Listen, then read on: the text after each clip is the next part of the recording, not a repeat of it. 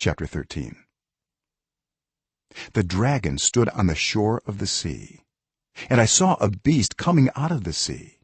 It had 10 horns and 7 heads, with 10 crowns on its horns, and on each head a blasphemous name.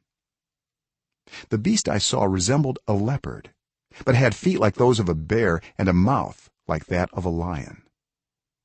The dragon gave the beast his power and his throne and great authority. One of the heads of the beast seemed to have had a fatal wound, but the fatal wound had been healed.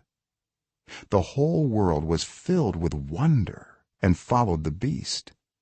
People worshiped the dragon because he had given authority to the beast, and they also worshiped the beast and asked, "Who is like the beast? Who can wage war against it?"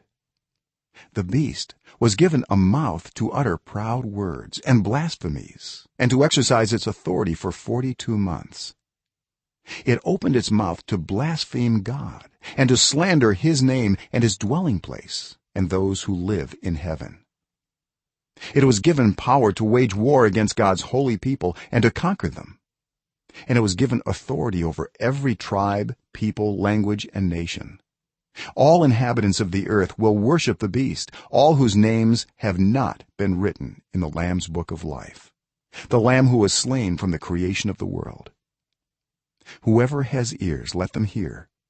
If anyone is to go into captivity they will go. If anyone is to be killed with the sword they will be killed.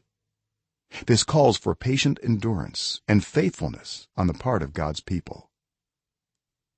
Then I saw a second beast coming out of the earth. It had 2 horns like a lamb, but it spoke like a dragon. It exercised all the authority of the first beast on its behalf, and made the earth and its inhabitants worship the first beast, whose fatal wound had been healed. And it performed great signs, even causing fire to come down from heaven to the earth in full view of the people. Because of the signs it was given power to perform on behalf of the first beast, it deceived the inhabitants of the earth. It ordered them to set up an image in honor of the beast who was wounded by the sword and yet lived. The second beast was given power to give breath to the image of the first beast, so that the image could speak and cause all who refused to worship the image to be killed. It also forced all people, great and small, rich and poor, free and slave, to receive a mark on their right hands or on their foreheads, so that they could not buy or sell unless they had the mark, which is the name of the beast or the number of its name. This calls for wisdom. Let the person who has insight calculate the number of the beast, for it is the number of a man. That number is 666.